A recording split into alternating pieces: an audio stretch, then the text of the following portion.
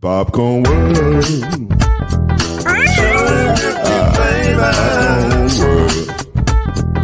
Popcorn World. Yeah.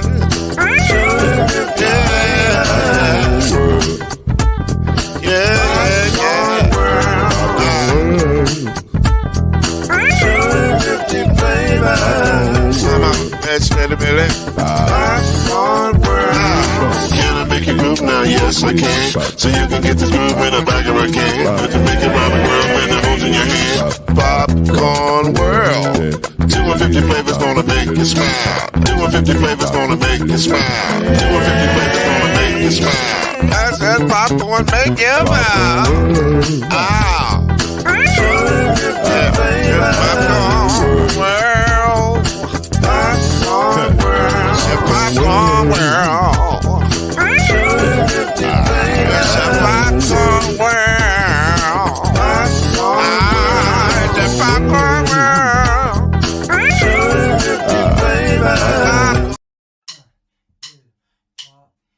You're now listening to BLEAV in the ACC with Heisman Trophy winner and Florida State legend, Mr. Charlie Ward, Wave 3 TV, and Fern Creek Hall of Famer Kendrick Haskins, and Mr. Talking Noise himself, and of course Mama Noise's man, Lloyd Spence. And now, it's time for BLEAV in the ACC.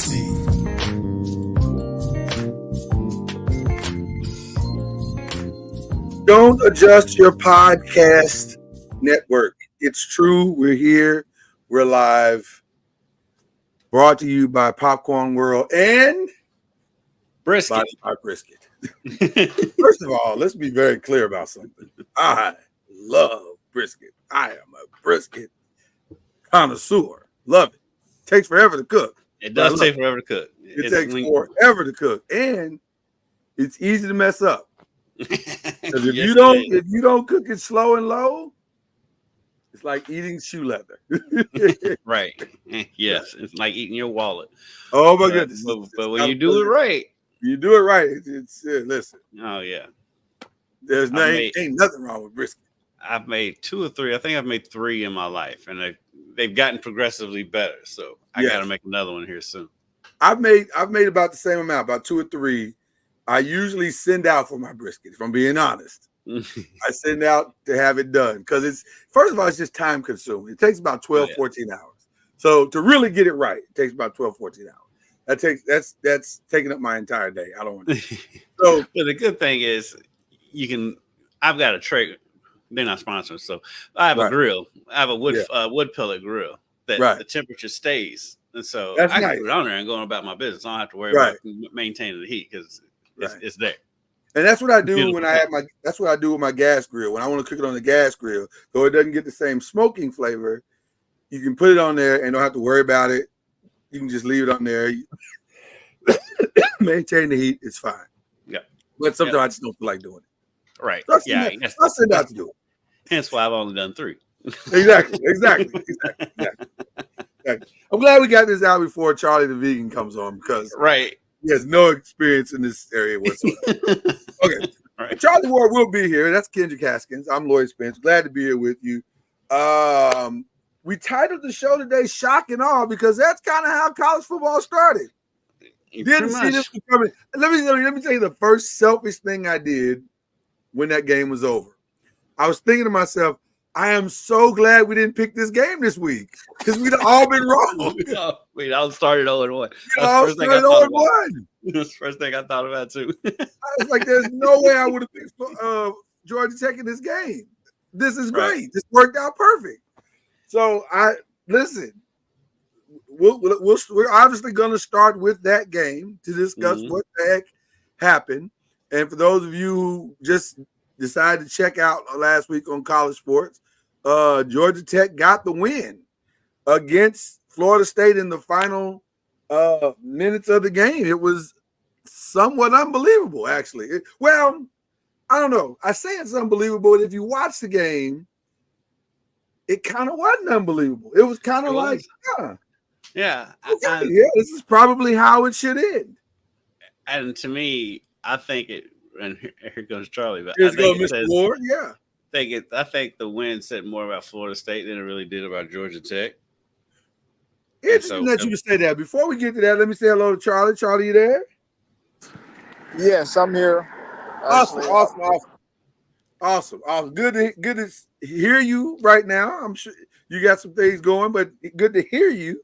And then I guess we'll see as the show goes on. Can y'all hear me? We can hear you great. Sound fantastic, brother. Sound great. Yeah. Yeah.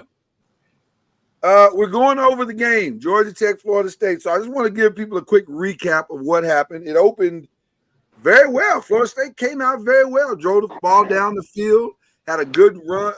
The run game got going, good balance between the run and offense.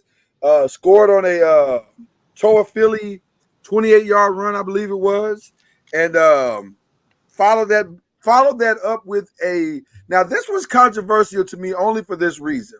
They followed it up with a 2-point conversion with what the announcer called, Joe Pescatore called the swinging gate play, which I had never heard of. I was like, the swinging gate? I've never heard of that. Okay. That's an old timey play or word for a play. Right, old time word for the play.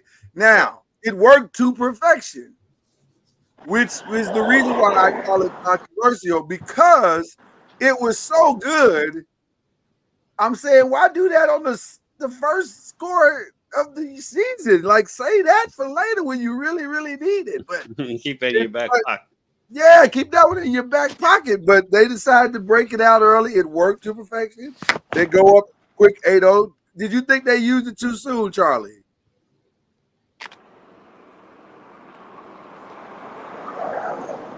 Charlie, can you hear us? Okay. Charlie's here having some trouble hearing this, but that's okay. Kendrick, what do you think? Did you think they used it too soon? Yes and no, because I've seen coaches do that before. They'll have a play that they've been working on, and that's kind of a goofy play that they'll run. And I think it kind of feels like they do that just for morale for the team. Yeah. And stuff. If we get this to work, and and then they go on. If it doesn't work, they felt like they were confident enough to make up for the 2 points that they lost as well. So yeah, I probably would have saved it, but I mean, if they did that, I'm sure they've got a whole bunch of other stuff in their bag. So I was thinking the only reason I'd break it out is if there's another alliteration of it, another version of it. Probably is. Right, and it's like multiple versions or options in that play. Then I say, okay, it doesn't matter. But I still probably would have saved it. Like, first game. I don't know. I kind of feel like that's a fun thing, though. It was. Listen, it was a good time was had by all in that play. I got to say, and everybody got a kick out of it too. It was kind of cool. But Georgia Tech was not fazed as a team by it because they marched right back down the field with a very tough running game, pushed the ball, a mix of some quarterback RPO and just the running game for Georgia Tech was clicking. It really was by multiple players, and they finished it off on a run into the end zone, got the quick score, not tied it up, but got it to 8-7. And then after that, it was all defense from the rest of that point on. Yeah, from that point on, it was all defense. And big stop. The biggest play of probably the second quarter was Georgia Tech was able to get a huge stop on 3rd and 2, and stopped. I think DJ. I think they sacked DJ or something like that, and sent him back to 3rd or 4th and 5 or 4th and 5. And so there he is. And so Florida State had to settle for a 52-yard field goal, which made it 11-7. You look good, Charlie. You look good. I love that hoodie. That is a nice hoodie. Let's see. Georgia Tech answered before the end of the half with a touchdown that made it 14-11. And then Florida State marched right back down the field before the end of the half, got another 59-yard field goal to tie it up 14-14. So George Jefferson walked off the field too. It was hilarious. George Jefferson, or for that's for our age, but for the young, I'm not kids, giving it to Conor McGregor. You're not giving it to Conor because it is the George Jefferson because he stole it from George Jefferson. He stole it from George Jefferson. Right there you go. Fair enough. I'm not even going to dispute that at all. The third quarter was all defense. I mean, there was nothing going on but just great defense to stop after great defense to stop. Georgia Tech would get some stops. Florida State would get some stops. Just back and forth through the whole fourth quarter. No bigger play probably was the I think Georgia Tech was going down. And they got a huge huge stop and got them to a 3rd and 12. I'm sorry. There was a big play where Florida State, I believe, had fumbled the ball. It was like a fumble recovery or something like that. And no, I'm sorry. I'm mixing it up. There was Georgia Tech that had the fumble recovery. Right. And then it looked like they were kind of right at the end of the quarter. It looked like they were just kind of in trouble. And they got the big play by Haynes King that on that 3rd and 12 is what it was. And I think it was like a 3rd and 12, and he got like 12 or 14 yards or something like that. But they got the first down, which put them at the 5-yard line after another Haynes King run. He was really good, and we can get into that here in just a second as well. Made a name for himself in that game. He actually did. He kind of threw his name out, threw his hat in the national ring this weekend. We'll see where it goes from there, but it was actually a pretty good. He had a pretty good game. And then that was right before the end of that quarter. And then at the start of the fourth quarter, I think it was Jamal Hayes that punched it in from the 2-yard line, which made it 21-14. And it stayed that way for quite a while until right around the 6-minute mark, where there was a series of big plays. DJ had some really big plays in that fourth quarter. Two big 4th down conversions in that fourth quarter, which was very bold because I think it was a 4th and 7, and there was another 4th and long, and they pulled them both off. The second one getting them inside the 5-yard line, I think it was, and then they punched it in. They were able to punch it in with 6 minutes to go, which tied the game.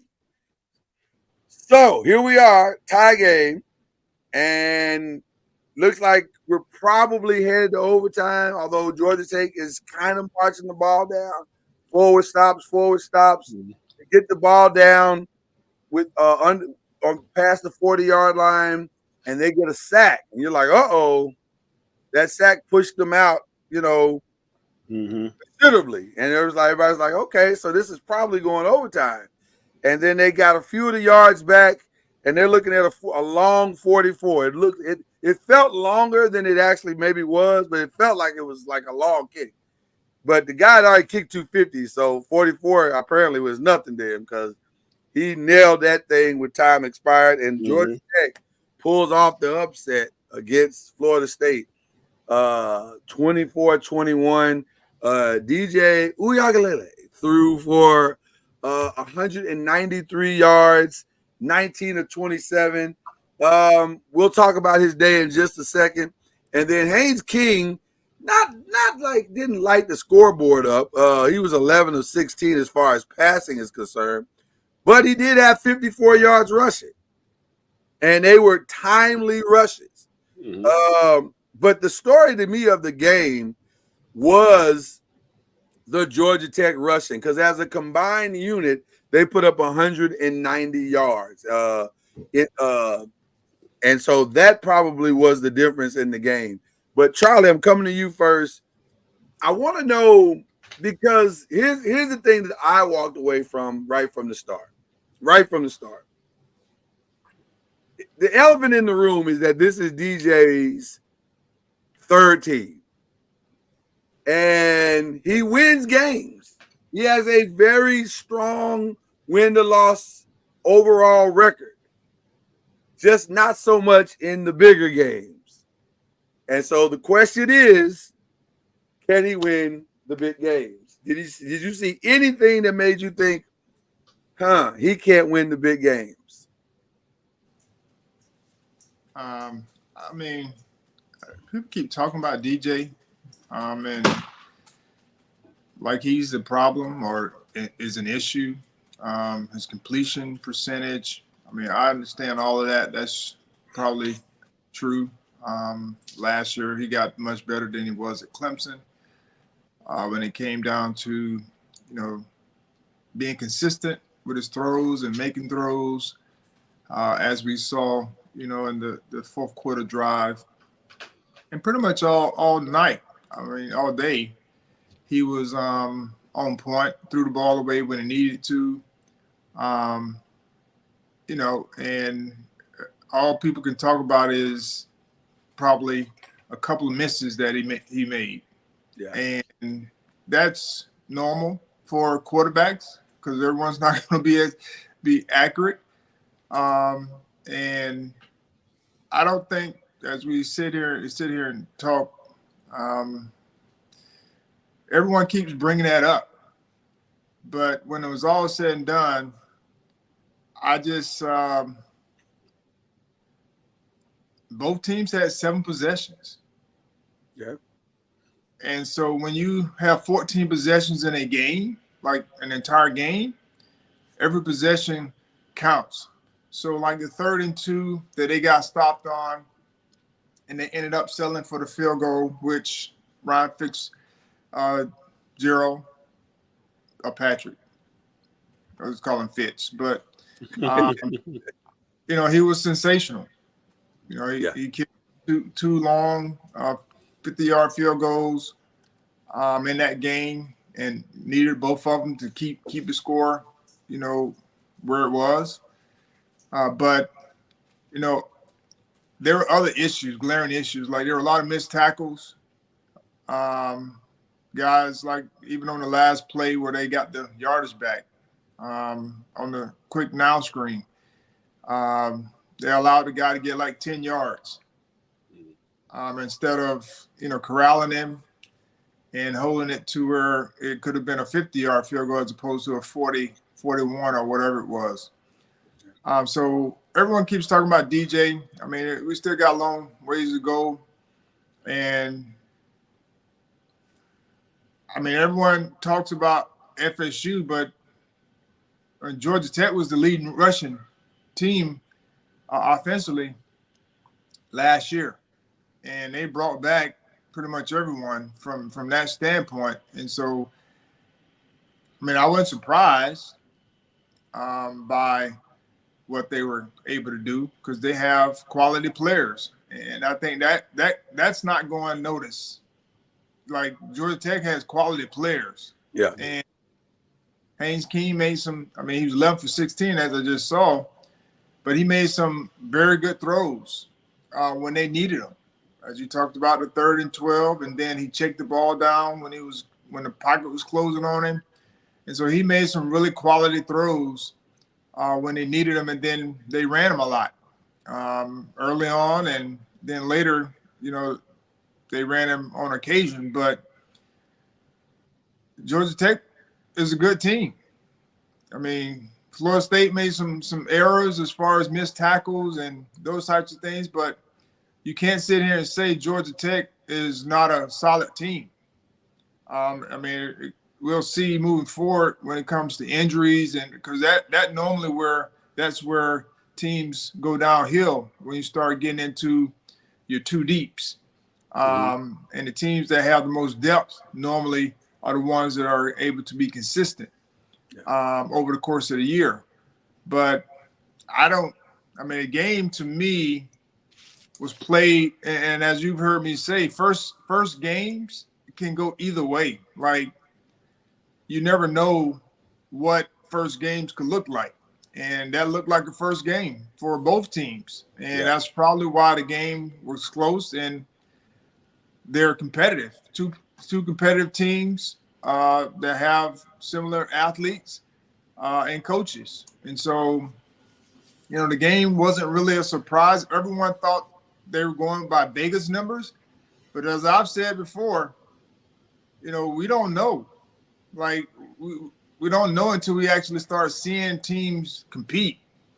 And we can go by what Vegas, but Vegas is often going by what probably they've seen from last year, and what teams have coming back. And so it's just that thing that you have to fight against in a sense. But when it's all said and done, both teams had 7 possessions. Georgia Tech just happened to have the last possession, and they found a way to navigate their way down to get the game-winning field goal. And I mean, it's competition. It's the first game, but now it's up to Florida State to respond to it, and even Georgia Tech has to respond because now, eyes are on them. I don't disagree with anything that you said there, sir. Kendrick, what are your thoughts on DJ as well? I've always felt bad for the kid because it felt like he's always had undue pressure on him. Coming in after Trevor Lawrence at Clemson, I felt like he had undue pressure on him. I do think I would like to see him go down the field more because he has a big arm, but he still feels like he's a little gun shy when it comes to making that throw. But I mean, I've always thought he was a good player, and like Charlie says, way too much. All the focus goes straight to him. Never mind the missed tackles. Never mind not getting stops when you need to. It's all DJ's fault because DJ plays all 22 positions on the field. So, right. But like we were saying before Charlie was able to connect, I do think the games did say more about Florida State than it did Georgia Tech because Georgia Tech did what Georgia Tech does. Like Charlie said, they were the leading rushing team in the country last year. And what they do, they came in and they ran the ball. That's what Georgia Tech does. I just think Florida State just has, with it being early in the season, also like Charlie said, being the first game of the season, there's a lot of question marks, especially with Florida State because they are replacing a lot of key parts from last year's team. And so they will grow. I don't think this, especially with it being a 12-team playoff, the season's not over for Florida State. Like so many people want to write them off. They'll dust themselves off. They have a big game coming up on, was it Sunday when they play Boston College? Monday. And so they'll dust themselves off, and they've got plenty of opportunities on their schedule to get right back in the hunt. So I think they'll be fine. I think Georgia Tech is going to be one of those teams that if you get behind against them, good luck. Right, they run the ball very well. They're going to run the ball right down your throat. Yeah. So those are my main takeaways for the game. The one thing that you always have to remember about teams like Georgia Tech, they are cyclical teams. So you're looking at every probably third or fourth year that they have their freshman cycle of players, they're probably going to be decent or even good. This is that time. I think they're in that window where now they're cycling through and they know who they are. They have their identity. They know what their program is, and they're going to stick to what they do. And that's exactly what they did. They ran the ball very, very, very well. And then they had an X factor in Haynes King, who not only threw the ball pretty well, but he ran the ball, and his decision-making was fantastic. And so when you have that, that's going to make them difficult. Now, they had that for game one. Mm-hmm. Now everybody knows that they have that. So we'll see if that holds up for an entire college football season. I don't think Florida State played a bad game, nor do I think DJ played a bad game. Though I am, if I'm being honest, a little concerned about him finishing the big game, because if we're being completely honest, he has yet with a team shown that. So that he did once. Well, when they hammered Notre Dame. Well, touche. Yeah, I want to defend him because, as you should. Anyone that's looking at it, I definitely understand what you're saying, but he did what he was supposed to do. He went down and tied the game up, and he gave us a chance to win the game. if we can get a stop. And so what people are missing is this happened a lot last year. And our defense came up with stops to be able to help secure victories. And so when we start talking about DJ being able to finish games and those types of things, now, if he would have taken the team down and scored to give us a chance to win, then I couldn't defend him. But when you start looking at what he was able to do in this game, I thought was, like I said, he missed throws. Haynes King missed a wide open guy as well, streaking down the field. And like I said, I don't think DJ played a bad game. Not at all. People will keep saying, all these things about him, but he gave us a chance to win the game. And when you talk about now, if he would have gotten the football back, I do believe he was poised to give us an opportunity to go down and kick the game-winning field goal because he was in a rhythm. And so those are the moments when you can analyze a quarterback. Yeah. As opposed to the outcome. Because if he had a chance to take the team down to kick the game-winning field goal or win the game, and he didn't do it, then yes, I can see you saying, well, can he win the big game? But he did his job. He did what he's supposed to do, and the defense didn't back him up, and that's why we call it a team. I just go back and think about my career. I had opportunities where I had the football in my hand at the end of the game, and so I was able to help our team go down and either kick the game-winning field goal or score a touchdown to win the game. And so that's where people are defined. But he did what he's supposed to do, and that's the way most quarterbacks are defined. I mean, you think about Patrick Mahomes. Yeah. No, I don't disagree with anything you're saying. Josh Allen. Yeah. The whole thing with Josh Allen, they question if he can win the game, even though he took his team down and they scored with 13 seconds left, and you're supposed to win that game. So now they still question Josh Allen. Correct. That's what I'm saying. I think we overlook all those things. Yeah, I don't disagree with anything anybody's saying. I think, and I do think the national narrative is a little bit skewed because of the way, because of his circumstances than it is because of his actual play. But the one thing I think that is fair is that I don't know how many of those defining, other than the Notre Dame game, and I had forgotten completely about that game, so I'm glad you brought it up. But I think that's also part of my point.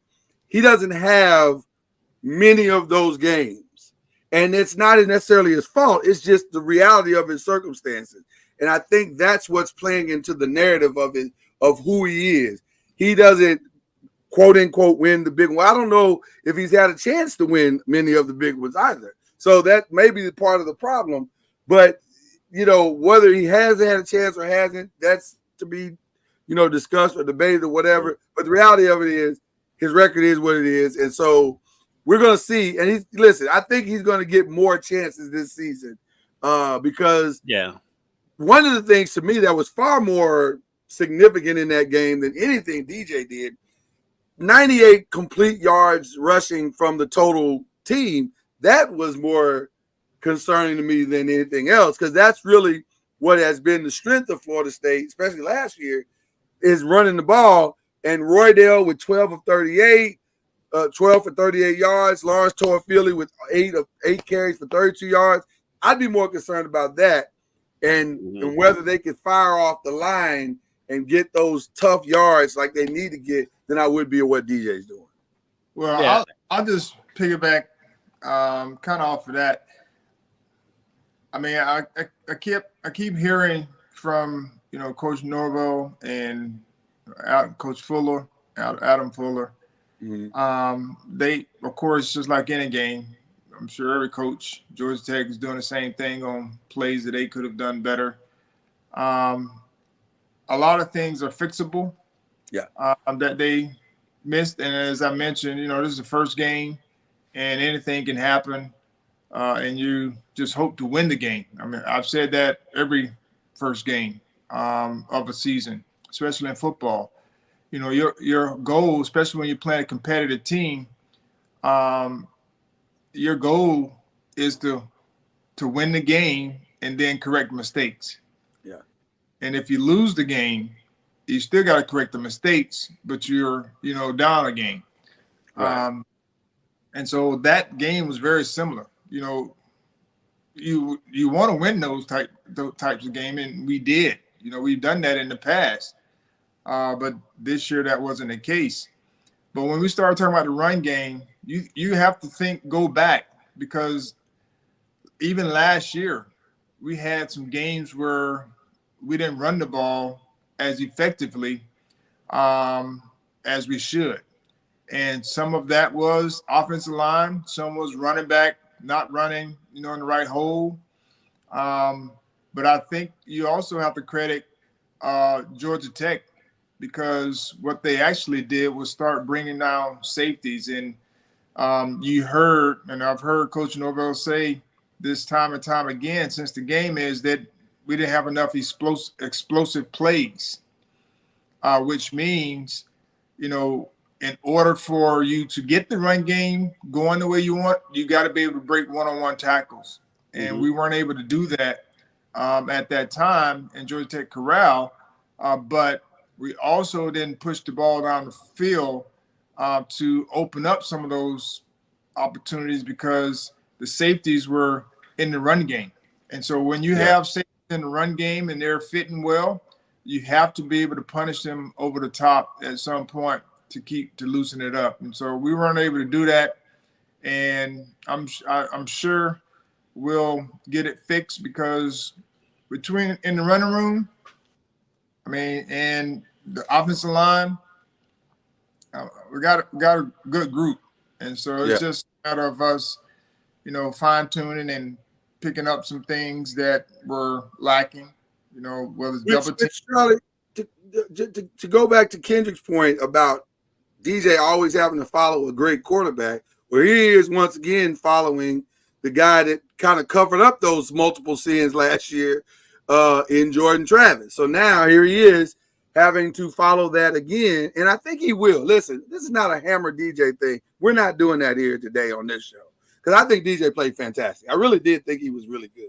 I just think he to your point, Kendrick, he's got to pull the trigger on some of those windows that he may be a little gun shy on, because it's now or never. Like, if he wants to shoot up that draft board and make it to the next step, whatever, it's now. You got to show teams that you have that in your bag. And if you don't, then every game you keep falling down the draft board, and to the point where you may fall out if you don't show what you're capable of doing. Yeah, you say the time is now. You're on your third team. You're in your fifth, sixth year. Right, fifth or sixth year. Yeah, he's been there a long time. Yeah, he probably has his doctorate at this point. Right. But the time is now. You also got to remember, they're replacing Keon Coleman. They're replacing playmakers on the outside too. They got a lot of pieces that they're replacing this year, and so. Of course, and we was kind of talking about it in the text earlier this week. Like, at this point in the season, nobody really knows, and so, like I said, the odds makers are going off of last year's results, and so, Florida State, they may be the number 10 team in the country by the end of the season, but right now they've got a lot of pieces to replace, so they may have been a little bit overrated coming into the game. Not knocking them. But we just don't know, because when a team is replacing that much off of their team, it is an adjustment period. And then you have to open the season in Ireland. So that didn't help. But by the way, I have a quick question. Go ahead. Everyone's questioning the wide receiver room, right? Yeah. Mm-hmm. Florida State, because of all the guys, not all the guys that left. But the receivers, they weren't bad. Like, no. they made the catches they were supposed to make. Like I didn't see, I was watching on my phone, but I didn't see them drop very many passes. They actually caught some tough passes, and the opportunities that they had, for the most part, they would have. I mean, they made the plays necessary. So, I think we're all looking for something, but I just go back to Georgia Tech. Like we keep talking about Florida State, but Georgia Tech played well. Georgia Tech won the game. Let's be clear. They played well, and they have a team. And just because they weren't ranked doesn't mean that I knew going in that they had a good team. And so everyone was talking about Florida State and the spread and those types of things. I'm like, no, this is going to be a close game, competitive game. And I did too. That's why I took Georgia Tech. Is a good run game. And so when you have a good run game, you're able to move the chains like they were. I mean, like I said, both teams had 7 possessions, which is normally not. Right. That's going to skew the numbers any way you look at it when it's only 7 possessions. Listen, I think Georgia Tech won the game outright, and they deserve to win. They played a fantastic game, So long season. And by the way, Kendrick, you may have said the most important point of the morning. With this new playoff format, this doesn't hurt Florida State at all yet.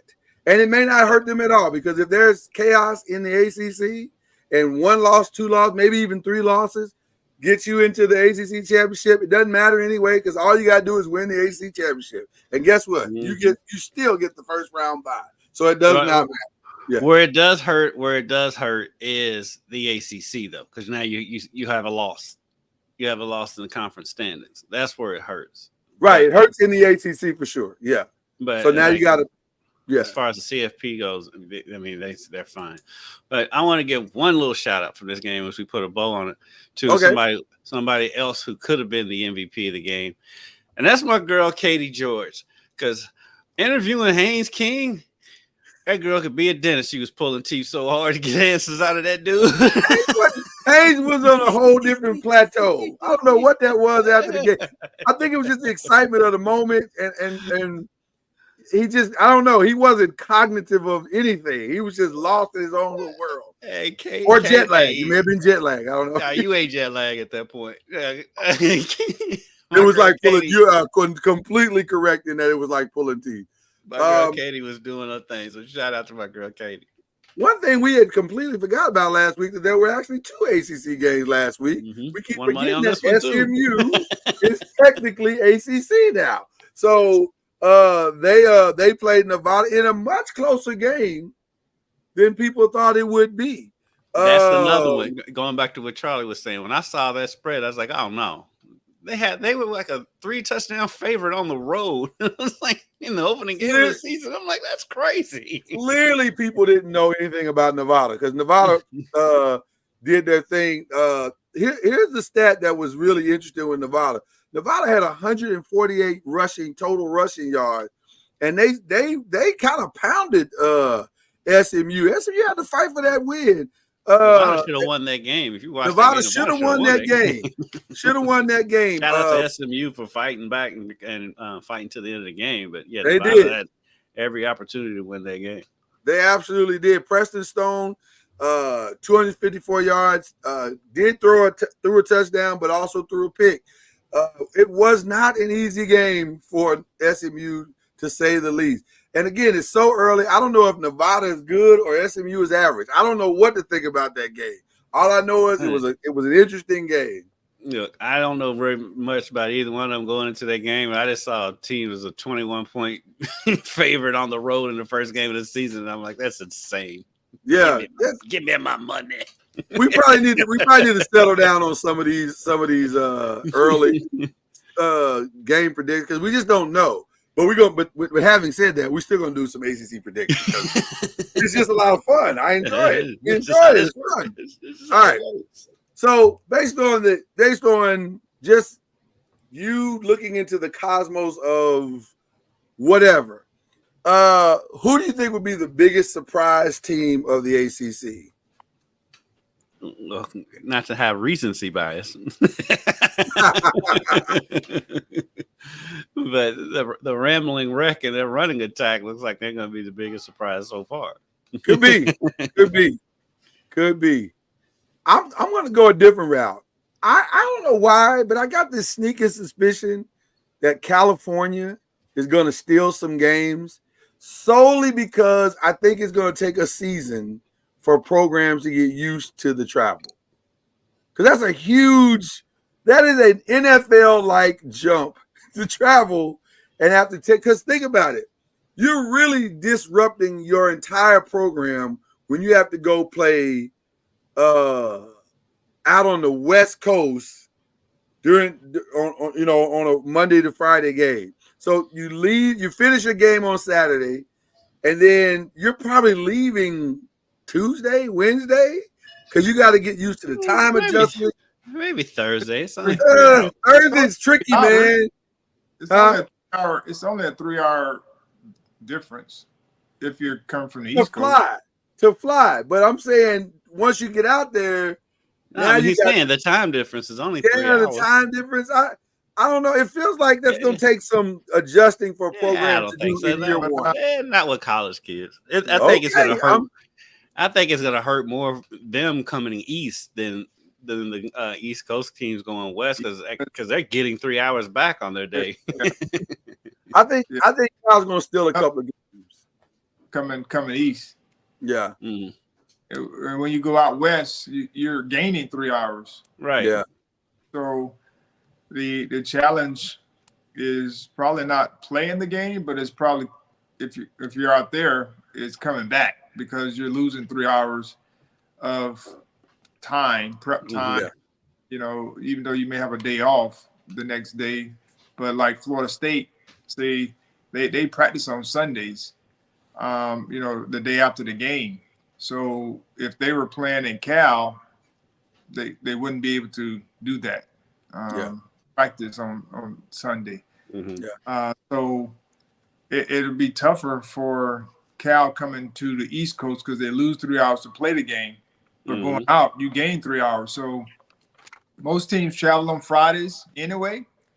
So if you leave, say you leave that morning, you can get there by, noon to 1, and that's your normal time frame, right? For getting to a city to play a game. And so, like I said, I don't think it's hard for the teams from the East Coast going west, but coming west to east. West coming east, yeah. I mean, you see it in the NFL. Say that, and then we'll see. You see it in the NFL all the time, like San Francisco going out to play the Jets. It hurts. I mean, it's the West Coast teams are the ones that suffer when they come east more than the East Coast teams going west. Only time I can see it really being an issue for the East Coast teams coming west is if they play a 7 o'clock West Pacific time game because it's 10 o'clock here. Yeah. So the fourth quarter is hitting around midnight here, and it's still like 9 o'clock out there. Which is what happens most times because of the television part of the West Coast game. So they end up playing the later games. So I'm telling you, it's not as simple as y'all making it out to be, but I'm gonna let y'all have it. Charlie, you go ahead and pick Cal against. I didn't say that. I didn't. Hey, slow down, buddy. I didn't say any of that. But Charlie, who is gonna be your surprise team? What up, Chad Major? Well, see, Georgia Tech is the only team I've seen. Yeah. So I see you both taking the easy route on this one. I mean, like I said, it's hard to choose a sleeper team when you hadn't seen teams. And so after this week, then I can give you a better idea. But since we've seen Georgia Tech and they were unranked, yeah, then I'm going with them at this point. All right. There may be somebody else here in the future, but right now Georgia Tech. Okay. Who do you think could be the shocker? Who do you think could be the one to kind of upset the apple cart other than Georgia Tech? The biggest disappointment, you mean? Yeah.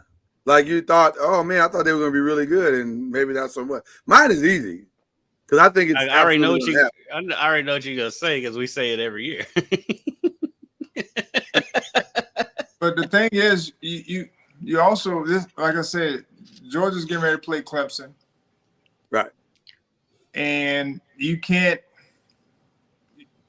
It's going to be hard to analyze Clemson from this game, meaning it's a first game, and if they play well, everyone's going to be on the hype train, and if they don't play well, everyone's going to say they're a bust. Yeah, but you can't go by that. Like, it's hard. I know that's what we go by, but it's hard to do. But I don't know who the biggest disappointment and shocker team. Well, the potential, because of the hype they get every year, and every year they're back. The potential. This is easy, Charlie. Charlie, you just don't want to say it, which is fine. But we're gonna say it. It's Miami. It's Miami. They always Miami. I think Miami has a really good team this year. They always have a really good team on paper. I say the only other team who would be in this conversation if they were actually in the conference is Notre Dame. Right. Exactly. Both of them every year. They're back. Here they come. Exactly. Here come the Irish. And they're already doing the hype train with Notre Dame. I've been seeing them all week. Oh, if they win on Saturday, you can write them into the college football playoff. I'm like, hold on. Right. Let's settle down. They still got to play a Louisville team at home that blew them out last year. They had to play Georgia Tech. They had to play Florida State. And Notre Dame is good for losing to somebody they're not supposed to every year. And by the way, the Louisville game is definitely a game they need to be concerned about because Louisville will not be worried about Riley Leonard at all. At all. That is there. Matter of fact, Louisville is probably going in that game thinking, "Oh, we got this one for sure." And if Schuff is healthy and if he's what everybody is thinking he's going to be, they're going to be. But they play Georgia Tech third week of the season, so we're going to learn about them pretty early. Then they play Georgia Tech and Notre Dame in back-to-back weeks. So we'll know more about that's going to be very telling. But it's got to be Miami, y'all. Come on now. Like, how many times have we had this? Have we played this record? This is a hit record. It's one of those one-hit wonder records that starts out on fire and then after 3 weeks you're sick of it. And that's kind of what Miami's reputation right now is. They're constantly back in the eyes of national media. And then in weeks going into that season, it fizzles quickly out, and you're like, okay, it's exactly what we thought it was. So that was an easy one for me.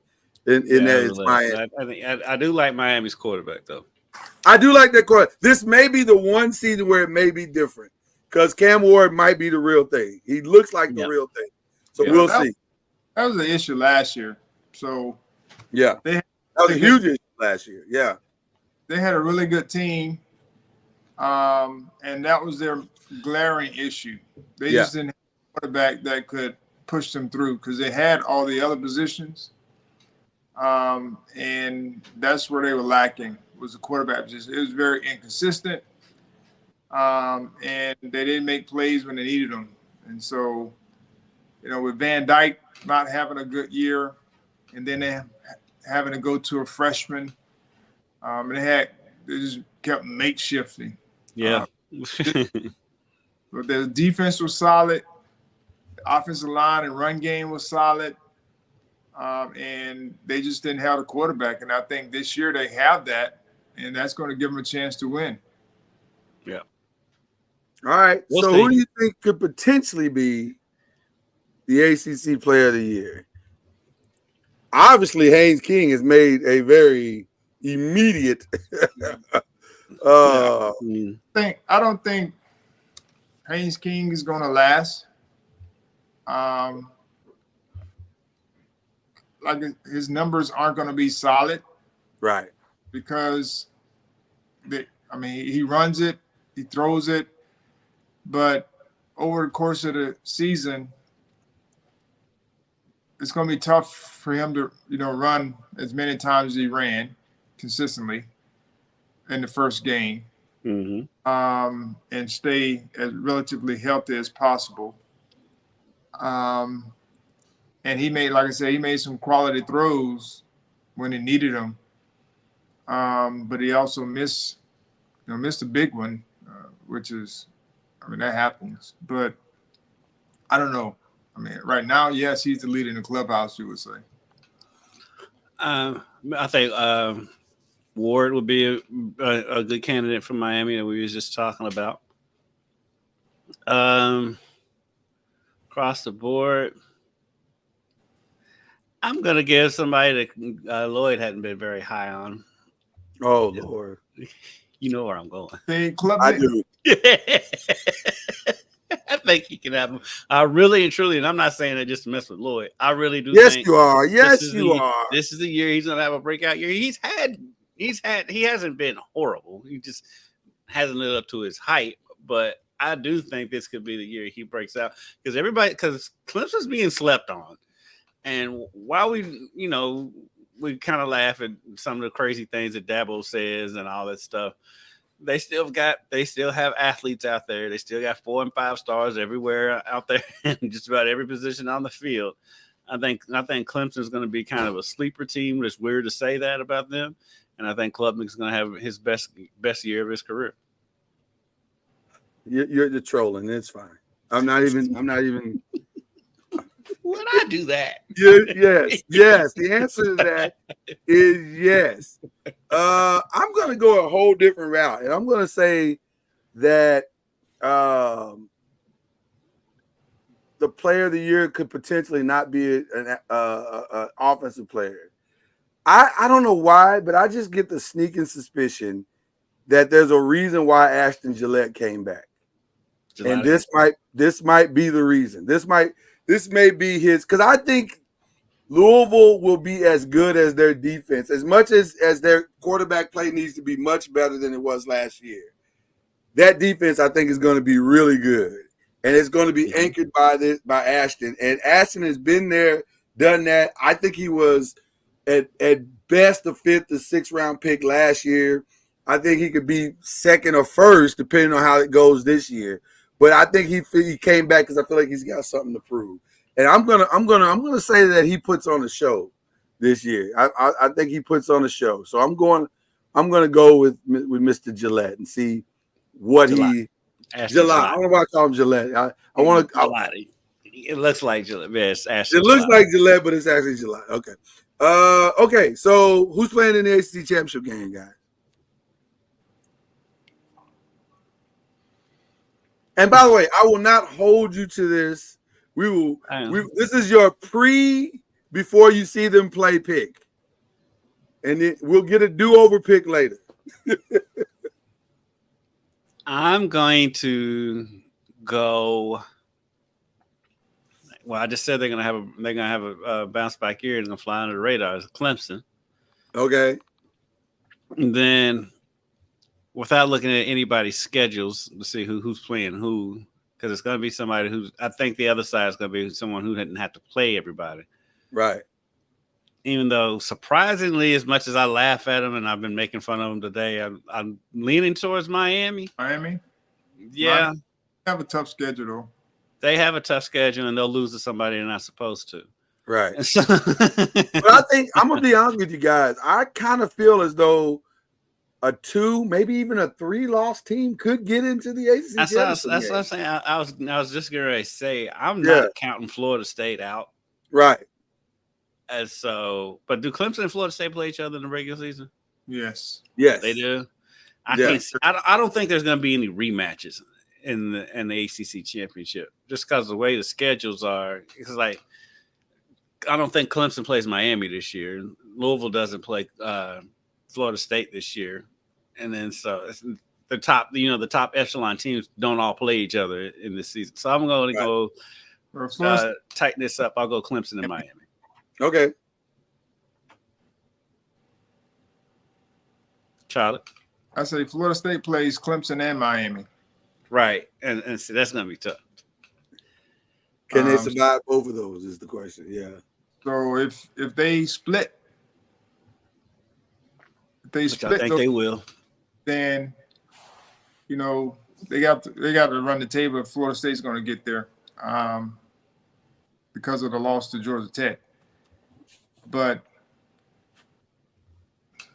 I think Miami has the team to get there, or whether they make it happen or not, I'm not sure. But there's someone that we said, one of the teams who said had a chance because they didn't play like any of the heavy hitters. If I'm not mistaken, it was NC State. I don't see. I believe we talked about that last week. It was either NC State or it was somebody like that where their schedule was perfect. Like it didn't. They had a lot of. It may have been NC State. I thought it was because. I'm gonna go Florida State and a repeat, either Florida State, Clemson, Florida State, Miami. Okay.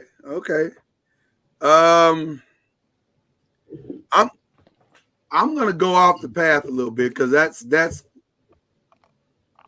like we said last week when we were going through the schedules.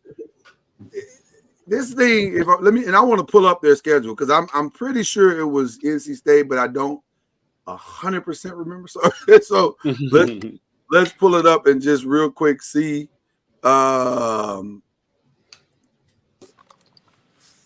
I thought it was for sure NC State. But they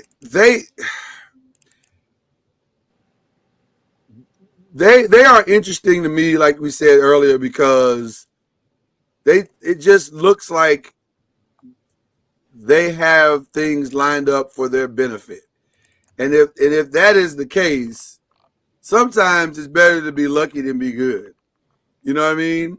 That's what, and you know what, and that's kind of the reason why I was saying that I don't think there's going to be a rematch, because I think somebody could stumble in there like an NC State. I'm almost 100% sure it was NC State that had the perfect schedule to get there. I'm with you. I get the feeling that somebody's gonna stumble in there that we didn't see coming, and it's more likely. And I just want to pull them up real quick and see. Okay, yeah. See, they had Clemson early. Yeah, Clemson early, but I mean, you can lose a game. You don't have to be undefeated, right?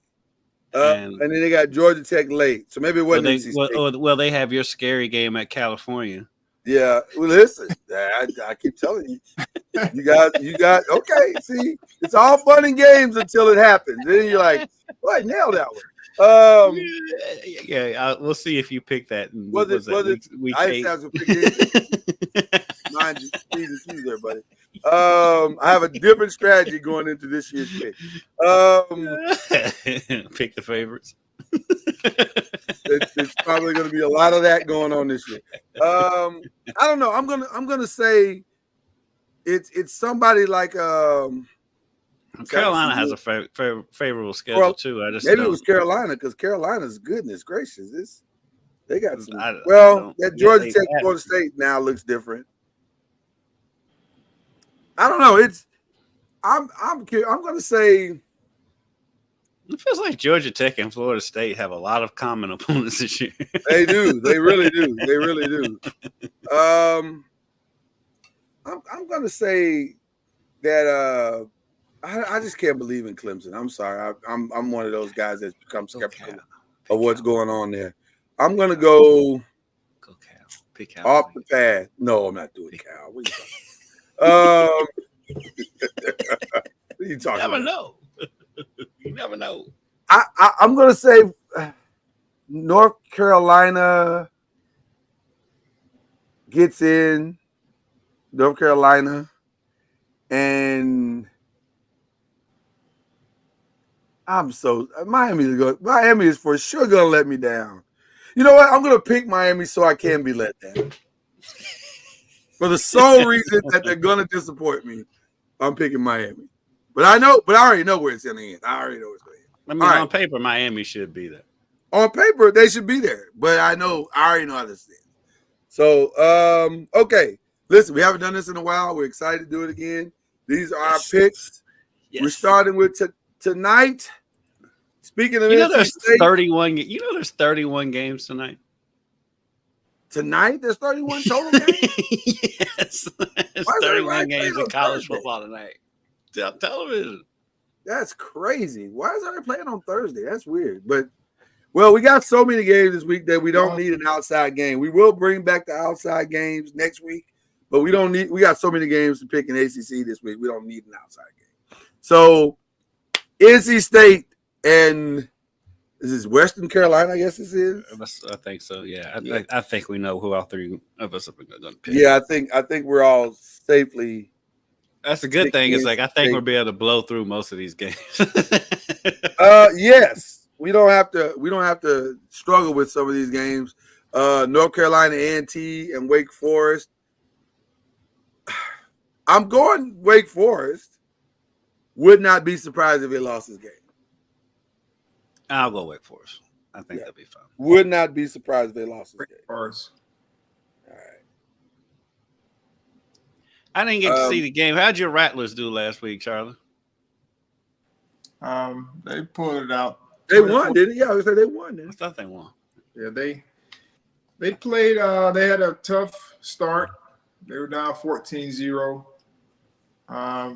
But then they allowed the team to rush the football down their throat. And then they started going the neck a little bit, playing some solid defense. And offensively, the quarterback was able to, get in a rhythm. And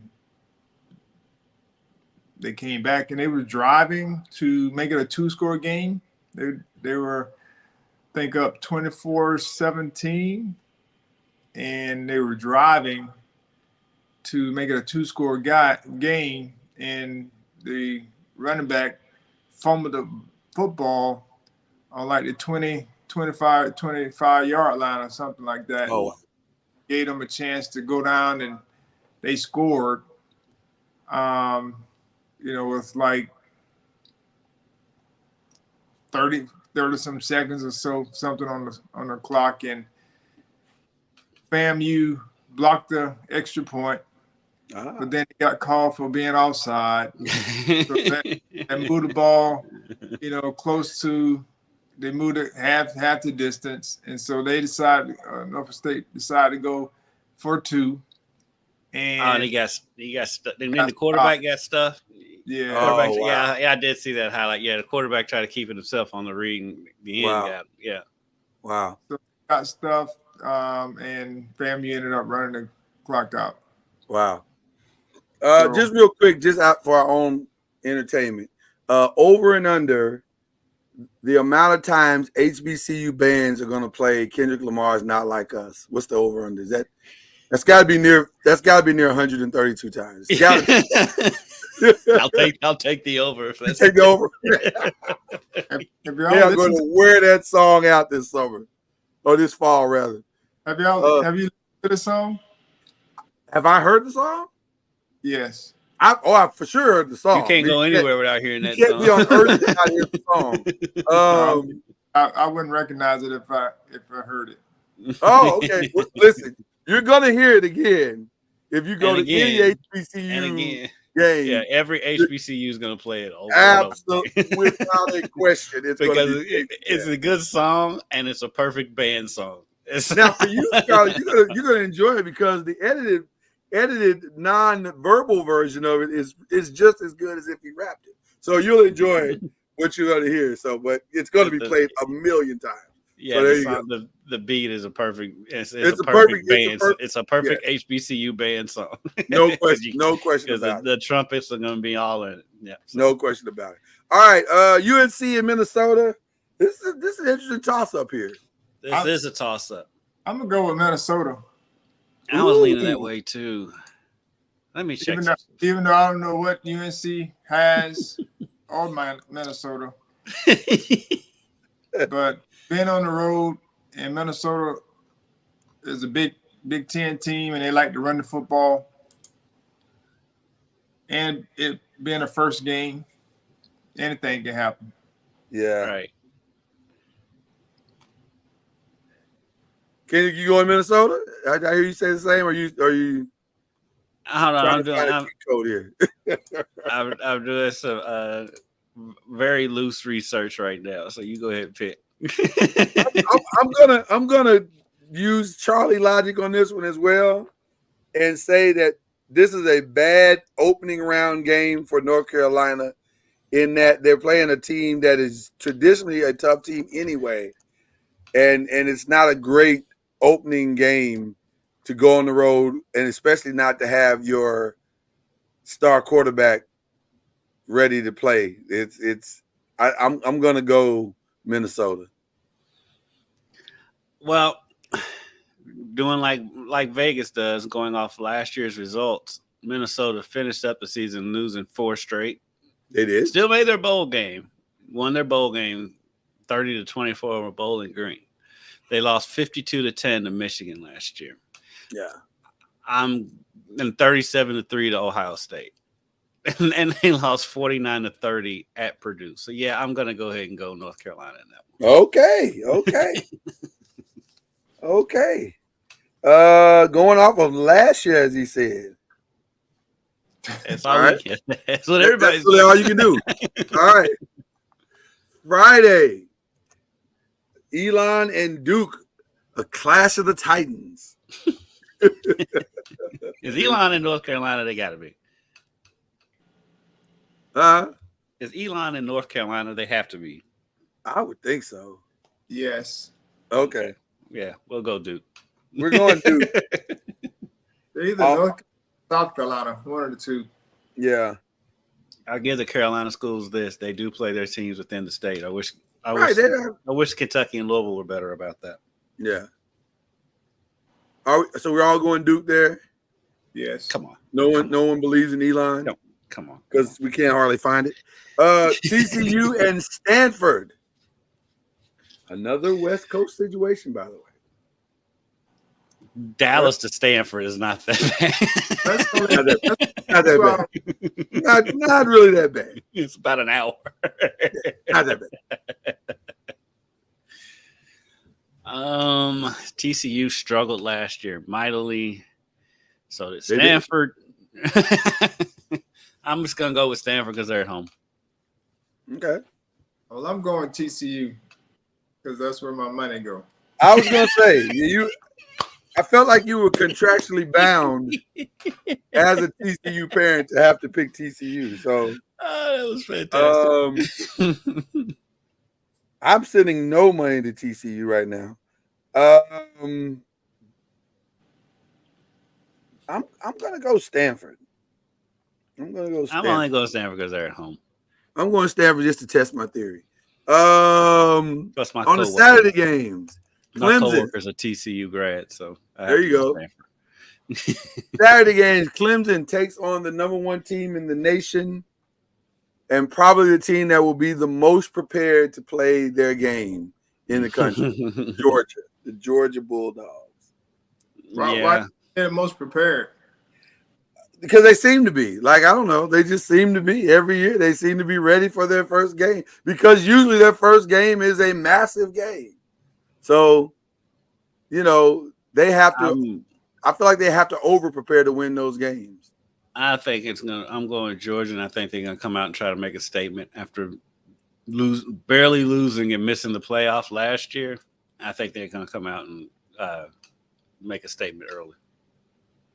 Shout out to Cade Klubnik, who's going to remind everyone who he is. Closer than expected.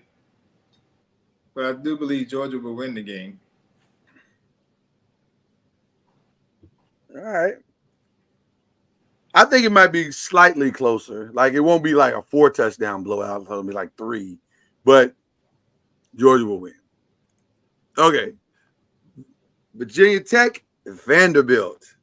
Vanderbilt opens the season at home. How many times has that ever happened, by the way? Does the Vanderbilt open a lot?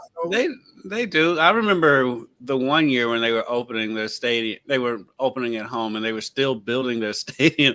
So like they literally had the scoreboard hanging up by cranes. Nice. This was just a couple of years ago because they was renovating the stadium. So yeah, they do get home games.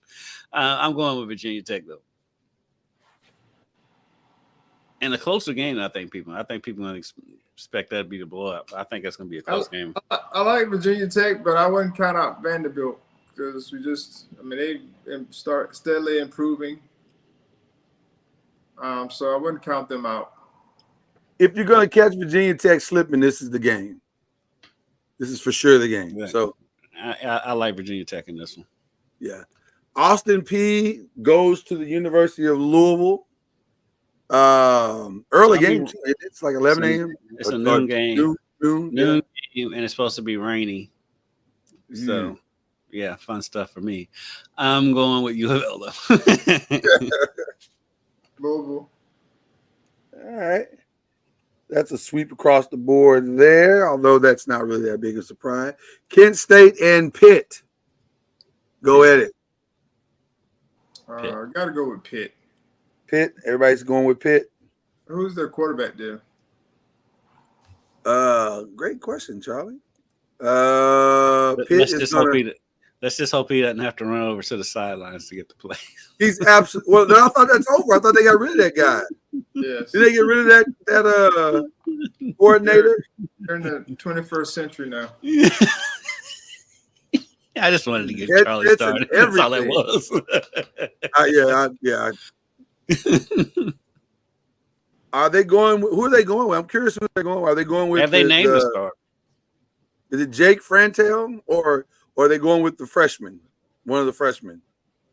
One of the freshman quarterbacks, by the way, doesn't even have a picture, so I'll have to assume it's not him. We're all going. I don't know what it is either. I'm doing my great research like I did on the last one. Okay, why are you doing that? Let's pick Miami and Florida. We're all still picking Pitt. I think this game is trickier than people think it is. Well, anytime you play at MAC school, it's going to be a tough game. And it's a no, I'm not talking about Kent State Pitt. I'm talking about Miami, Florida. Oh, you already skipped ahead of that game. Yeah, I'm talking about Miami, Florida. It's going to be a trickier game. That's going to be a very tricky game in the swamp. Florida is dying to become relevant again, and this could be the moment. Florida's coach's job is on the line for this game, and so Pitt's got 6 quarterbacks. Right? That's why I stopped looking. That's why I stopped looking. I'm like, I have no idea this. 6 of them, and none of them is a senior. That's crazy. Yeah, while Kendrick is still trying to confirm the Pitt game, I'm gonna jump out here and say Miami kicks off the season with a missed field goal loss to Florida in this one. I'm going Florida simply because it's at home. Looks like it's going to be Nate Yarnold. I didn't even see his name. Okay, go ahead. Yeah, he's a junior. Junior, okay. All right. From Austin, Texas. Florida's we don't know. I mean, they don't know down there. We know they have talent. It's just been interesting to see how they. This is a good first game for both teams, I think, because it doesn't really hurt in the standings, right? Of their conferences if they lose the game.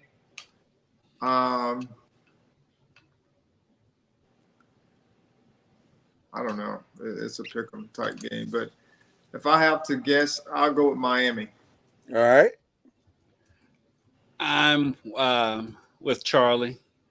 Because I think because I just don't trust Florida right now. Billy Napier is coaching for his job right now. It feels like for Florida, and this is a rivalry game. That's not a rivalry because they never play each other. And I feel like Miami has wanted this game for a long time. The Miami fans just listening to Le Batard all the time, and so I'm leaning with Miami on that one. Okay, all right. Ohio and Syracuse. That's a tough Titans. That's a tough one. That's a tough one. Syracuse is always tough at home in the beginning of the season. That's when Lloyd falls in love with him. So I'll go with Syracuse. No. Listen. Coach this year. This is a different coach. I can't give him that type of love anymore. New coach, new energy, and they're going to be tough at home. I'll go Syracuse at home. I'm going with Syracuse too.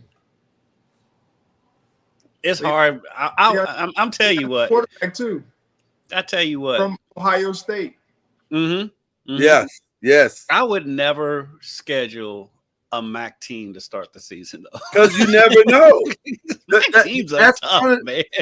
They are the one conference that consistently has upset-minded teams. It's almost like every player that didn't quite get to the D1 they wanted goes to the MAC conference. And I think Ohio could easily pull off the upset here. And mostly Midwest tough kids. Yep. And having said that, I'm going Syracuse. But yeah, I would not be surprised. Okay, UC Davis versus California. Well, the time difference won't play a role in this game. Time difference will not have any effect whatsoever in this game at all. Cal starts out 1-0. Give me Cal on this one. Give me Cal. I'll take Cal. All right. Georgia State and Georgia Tech. Georgia Tech finally with an actual home game. I think this is going to be a tougher game than people realize. It's going to come down to how high is Georgia Tech, and can they come down from that and actually come down? Georgia State is an up and comer. This is an inner city rivalry because they've been hearing championship talk all week long, and you're just saying Georgia State is waiting on this one. And so, with that being said, I'm still going to go with Georgia Tech because I just don't think that Georgia State's going to have enough to stop that Georgia Tech running game. Yeah. So Georgia Tech is going to, play to their strengths. And so when you play to your strengths, they're going to run football and play good defense. And so, we've seen that recipe time and time again for certain teams to win championships. Yeah. And make timely throws. That's kind of their MO at this point. So if you run the football and they have a lot of explosive plays from their run game, short passes, when they got the ball to their dynamic playmakers, they have a chance to beat a team like Georgia State, handily, without having to, just pound the football like they did against Florida State. And I think a lot of the reasoning that we're like saying this game is going to be closer has nothing to do with X's and O's. It's all the other stuff. Yeah, no, not at all. I 100% agree. I think Georgia Tech will win, but don't be surprised if the game starts out. Here's how you're going to define Georgia Tech is how the game starts out. If Georgia Tech comes out and it's sluggish at first and there's a little bit of a hangover, that's going to be probably as telling as anything. But if they come out and hammer Georgia State like the talent says that they're supposed to, then we may be looking at a different Georgia Tech team this year. So we'll see. We'll very much see. With all due respect to Houston Christian, who, by the way, I just found out what their alliteration and they kept calling it HC. I was like, what the hell is HC? Is it Holy Cross? I didn't know what it was. But it's Houston Christian. With all due respect, in the battle of Christian schools, I'm going to go with the Methodists. The Christians versus the Methodists. Right. I'm going with the Methodists. Give me SMU in a big bounce back game. I'll go with the Methodist in this one also. Yeah. I think they've probably NIL'd their way into winning this game. Right. In answering the question, when both teams are Christian or when both opponents are Christian, who does God root for? Give me the Methodist in this one. He roots for both of them. Right. But Okay, he loves everybody. I got it. But I mean, one of them's got to win, though, Charlie. The better team overall would probably be SMU. SMU. Okay. All right. And then on Monday, in a must-win bounce-back game, must-win. Is that an understatement? No, must win. You can't be 0-2 to start the conference. No, this is a must-win for Florida State. I think they show up and show out. Okay. I think that the defense gets out there and does its job. Castellanos is a hard quarterback to maintain, though, and I think he will make his plays in that game for Boston College. But I think Florida State bounces back and they win this game because their back's against the wall. Their back is kind of against the wall, and they need to send positive vibes throughout the program. It's not going to – listen, in order to quiet down the DJ noise, they need a win. He'll be fine. It's noise, unnecessary noise. But a win calms everybody down. And Boston College really is the perfect team to possibly get that win against. Although – they need this win. It's going to come down to very similar things. They're going to have to be able to stop the run, whether it's from the running backs or the quarterback. Drops back to throw. They got to make sure they stay in the lanes defensively, and the covering guys.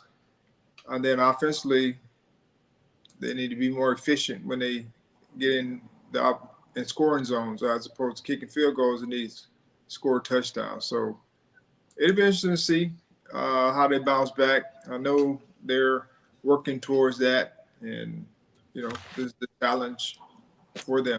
So Boston College is formidable. As long as they can keep Castellanos healthy, they'll be formidable against just about everybody this year. He is an X factor. He's an interesting X factor because to me, that entire team goes as he goes. Yes. And if he has good games, they'll be in every game. I wish we could have seen him with Zay Flowers because he had a Castellanos instead of the 45-year-old quarterback he had when he was there. By the way, shout out to the Ravens who quietly have had an amazing camp. And I don't know, man. That Derrick Henry thing might be for real. Like, it might be. It should be. The difference. We'll find out Thursday. At his age, you wonder. I mean, that's the only thing. But he seems motivated. He seems like he's a robot or something. I mean, he had a ridiculous amount of carries in high school. Yeah. So I mean, at some point, the carries have got to take their toll. Have you seen him? Yeah, he's insane. He looks insane. I got an interesting question. I know we got to get ready to get out of here, but I got to ask this question. And maybe you can't answer this week. Maybe we carry it over next week. But more inhuman, if I can say it that way, in their approach to the game and their production. Derrick Henry or Adrian Peterson?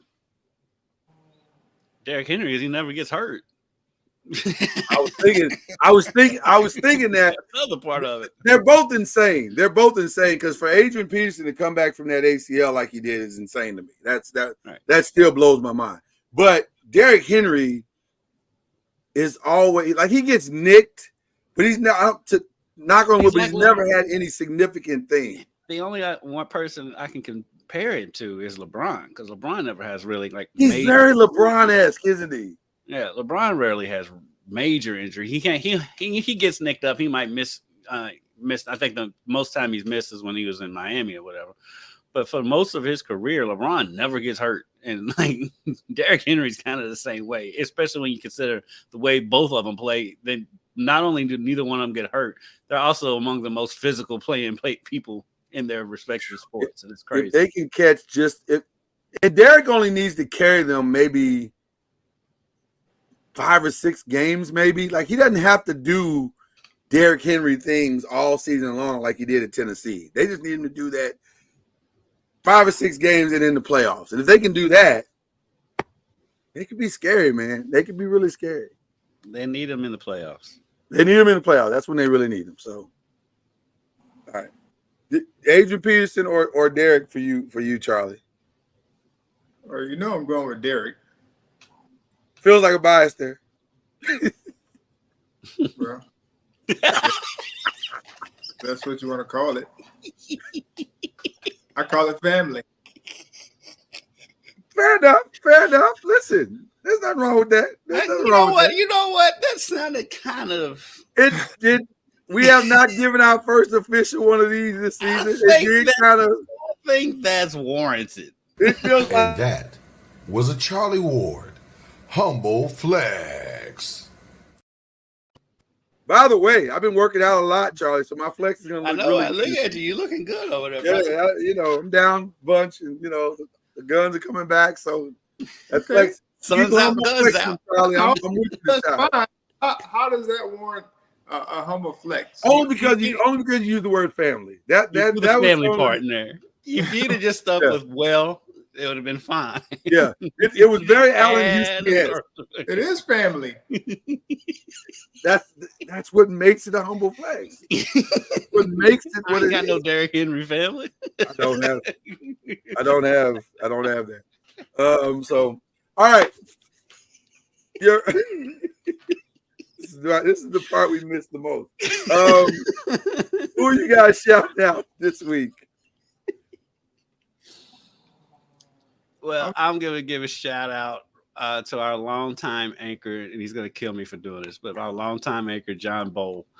Well deserved, by the way. He's been our main anchor. He hadn't been at Wave the whole time. He's at WLKY for the majority of his career. He's been in Louisville, the Louisville market since 1988. Yesterday, he announced his retirement. We knew he was going to. Us around the station knew it was coming, but he made it official yesterday. John is, for one, he statistically is one of the best reporters ever. He's got well over 100 Emmys. I can't even put the number on how many Emmys this man has. And on top of that, with somebody who wins as much as he does, he has every right to be as arrogant as he wants to be and keep to himself, but he's not. He's a leader in our newsroom. Any reporter. I mean, I've learned from him. I'm a sports reporter, and I learn from John every day. I just watch him. I don't even have to ask him anything. I can just kind of watch and observe. And I've learned so much from him. I've known him since I was an intern back in '96, but I've gotten closer with him over the last couple of years, and so I became sports director. And he's one of the funniest people I know. He's a savant when it comes to horse racing, and we're losing a lot with John retiring. He's got some sick relatives back in Wisconsin, which is he's kind of has to go back to Wisconsin to take care of them.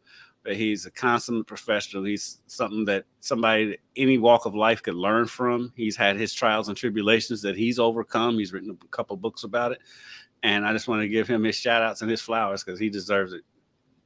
If I read his post correctly, February 28th. His last day was 6 months from yesterday. So whatever that math is, my math ain't mathing. But I think that's February 28th. But 6 months from yesterday is somebody else do the math, but I believe that's February 28th. But listen, a legend. And if you know him, it's using the thing that's on the internet, the IY, whatever that is. If you know, then you know. IYKY. He is that he's the Walter Cronkite of Louisville news. I skewed way old on that one, but he's that reporter that will go in the middle of the hood or go in the middle of whatever is dangerous. He does the most dangerous of dangerous stories. Yes, this is a quick example, real quick, and it's hilarious because it's totally John. Yeah. So if you're familiar with Churchill Downs, it's not located in the best neighborhood in Louisville. No. And so no, it's not. So when we had to go out there and park because I'll throw them under the bus. Churchill Downs doesn't give us parking when we go out there to cover their stuff. But anyway, we have to park in the neighborhood.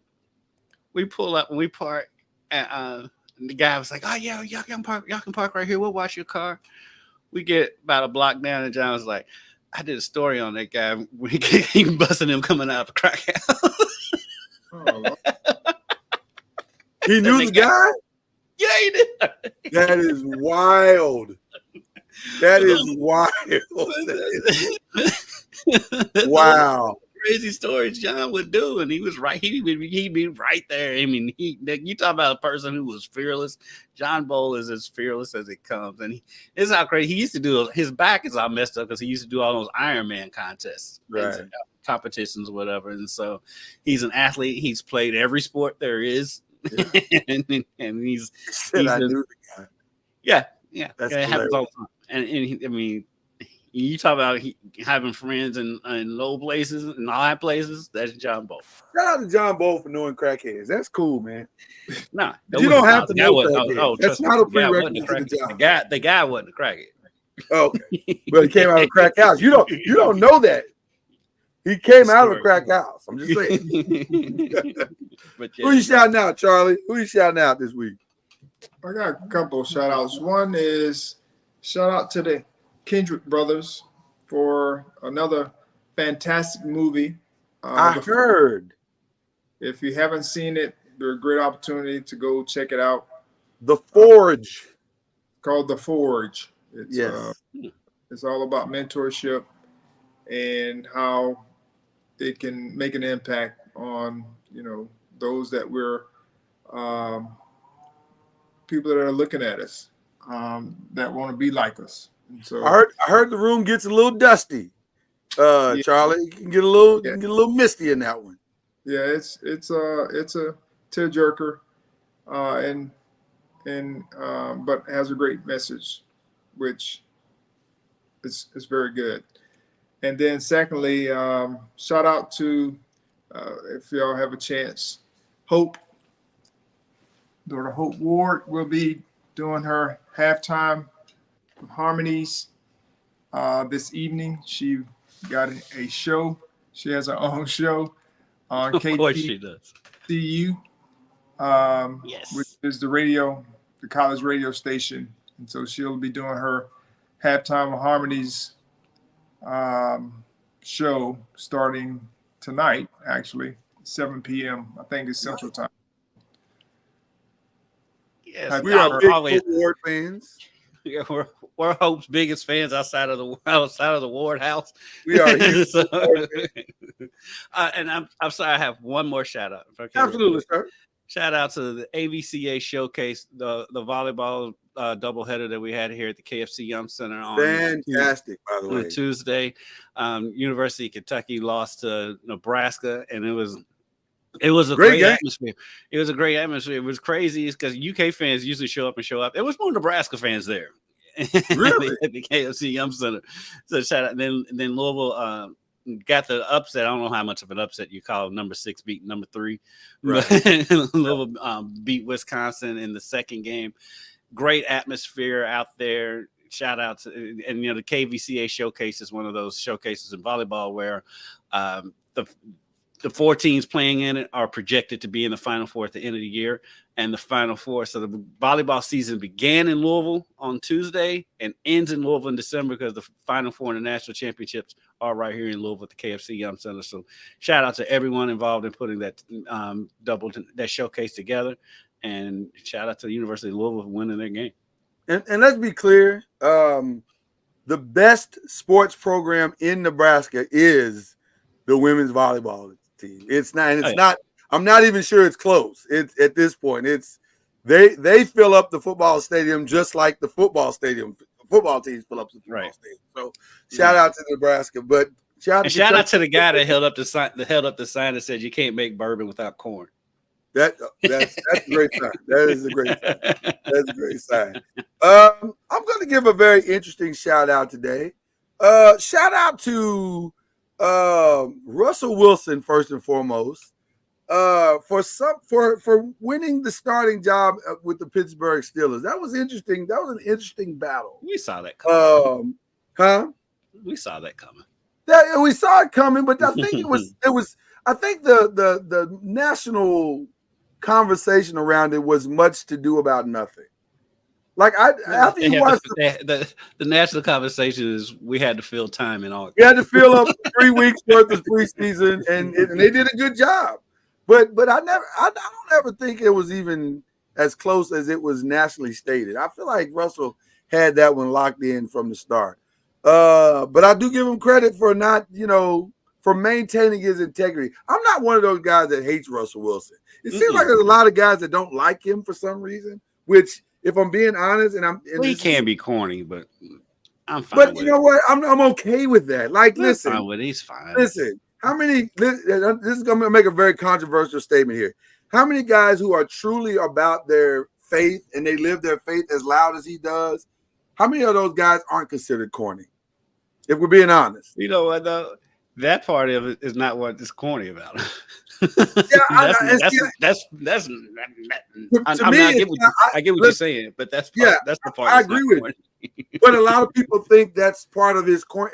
They think that's the part that separates him from others, and I'm like, I appreciate that, man, because he rides for his family, and how much he rides for his family. Even the kids in their family that's not his, he's a great dad. He seems like he's a great dad to everybody in the family. I think he's a great guy, period. I just think his brother lives here. Really? Louisville's odd, dude. Louisville's a weird place, but it's random. But I'm a Russell Wilson guy, and I don't understand what the whole I don't even get that at all. But whatever, people have the right to think whatever they want to think. But to me, that's a narrative that I don't necessarily buy. Now, is he going to go party with you? Is he going to go party with his teammates and go drinking and clubbing? Probably not. And if that's the knock on him, then you're just going to have to knock him. He's a family dude.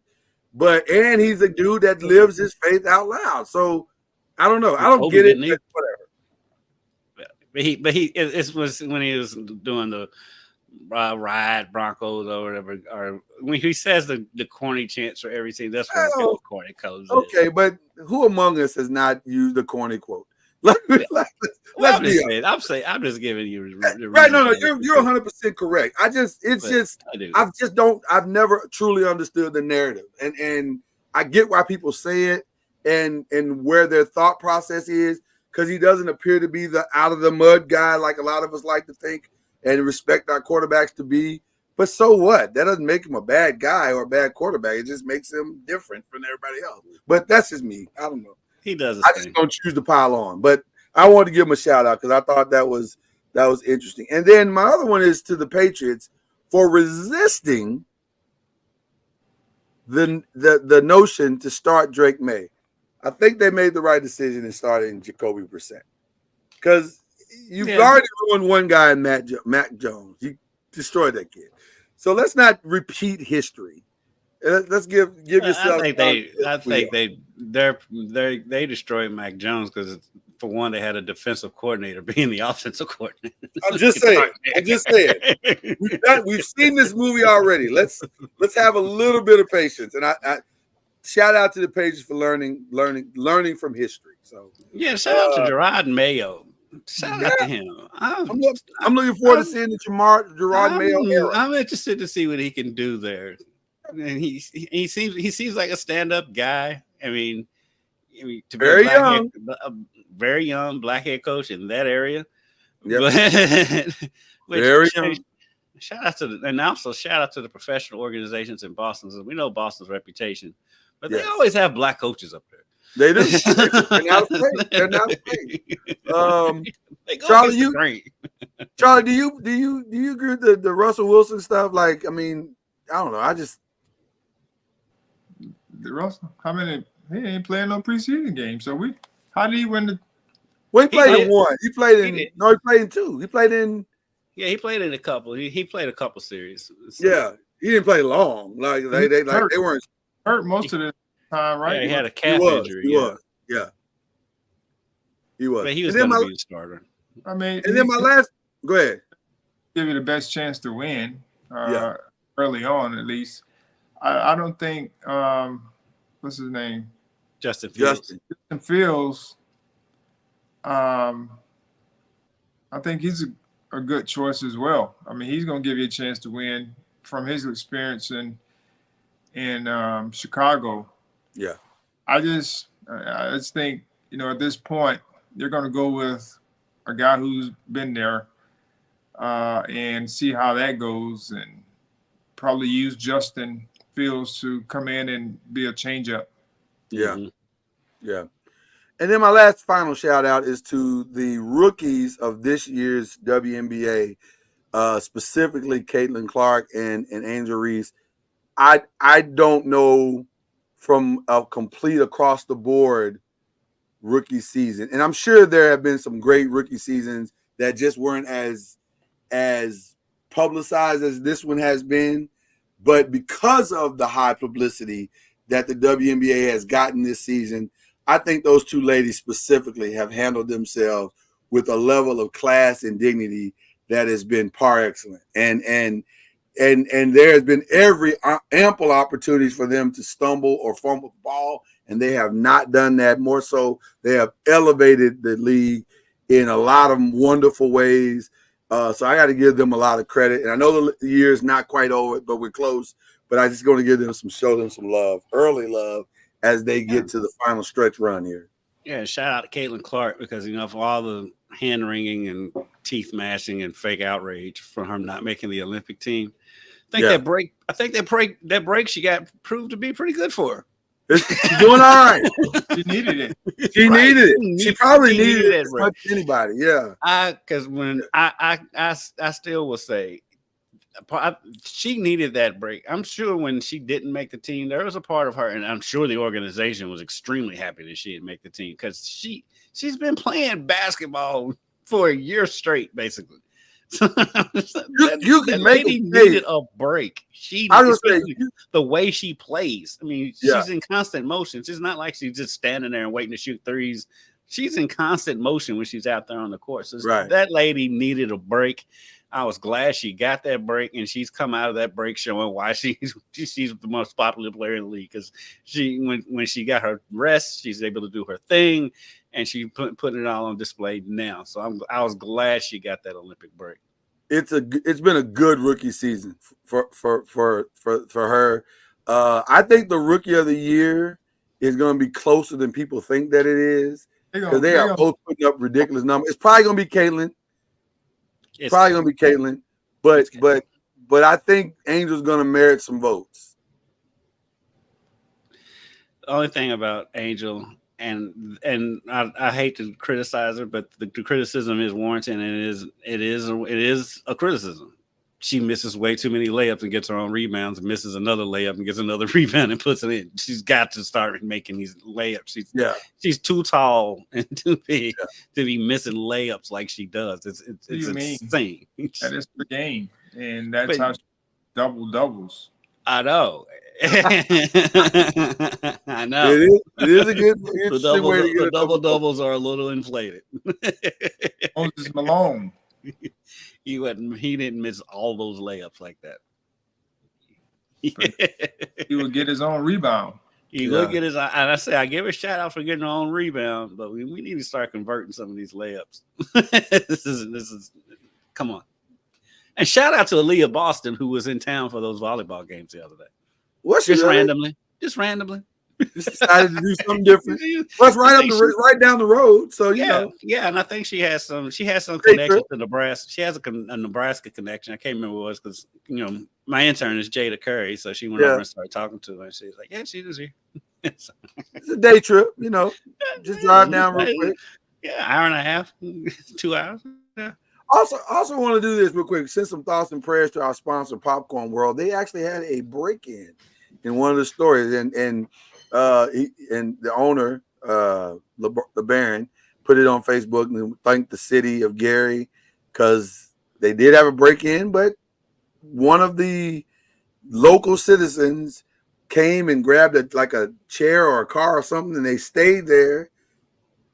When they noticed that the place had been broken into, they stayed there until the police came, and it was a whole thing. So shout out to Gary for taking care of their own, but that was a wild little story. I was like, wow, that's wild. That is kind of interesting.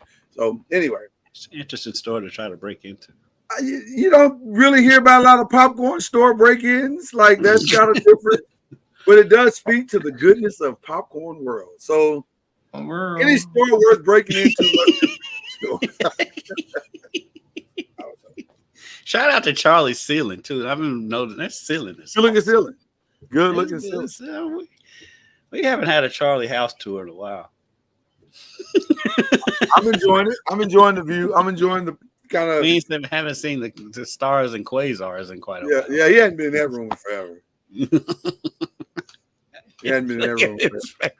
I feel like he's not in that room because he feels like that is a humble flex room. We're not gonna humble flex. We should get for Christmas. For Christmas, we should get him a sign to put on the door to that room that just says the humble flex room. Count me in on half. Count me in on half of that for you. That feels right. That feels right to me. Charlie wants to punch both of us. No, he's not gonna punch us. He's gonna pray for it. He's gonna pray that we stop humble flex. That's what we. Yeah. I want to see the forwards, Charlie. I think I might do that. I don't know if I'm gonna do it this weekend, but I'm definitely gonna try to put that on the agenda over the next week or so. Yeah, make it it's a great movie. Yeah, I do want to see that. I definitely want to. I'm a Kendrick Brothers guy, so I like what they do. All right, that's it, people. I see C Major. He's still on the recovery, so we appreciate him. Shout out C Major. Checking in. You know what you're supposed to be doing. I'm not gonna call you out on our show, but you know what you're supposed to be doing, C Major. So you do that. And then of course we have our fantasy draft this weekend. Charlie. I forget who won our league. Somebody won our league, but we won't get into that. Go ahead, hit the button. Hit the button. Is that you doggone right? That's a humble flex. And that was a humble flex. Now that might cost me, but I'm thinking about that. That may cost me in the end, but I'll take that one. All right, guys, have a good weekend. Enjoy the length of the weekend. You guys got Labor Day plans? Special Labor Day plans? Jeff Braun press conference. Already scheduled. Wow. They all have. Every college football team will have a press conference on Monday. It's just the routine. Labor Day or nothing. We're having a press conference. Coaches, Charlie will tell you they're creatures of routine. They're not going to break their routine just on Labor Day. About Labor Day. Especially when they got a game on Saturday. They're not breaking. They don't care about your brisket at all, is what they're saying. They're having a conference. Right. Charlie, you got any special plans that you want to share publicly?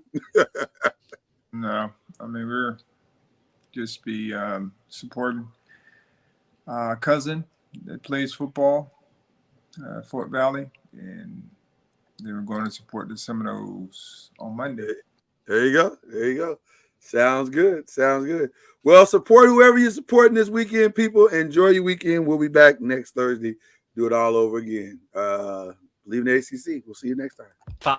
You've been listening to Believe in the ACC with Charlie Ward, Lloyd Spence, and Kendrick Haskins. Please like, follow, subscribe, and share from the Noisemakers page on Facebook and on YouTube. And you can also listen to us on Spotify, Apple Music, iTunes, and wherever podcasts can be heard. And join us next time on Believe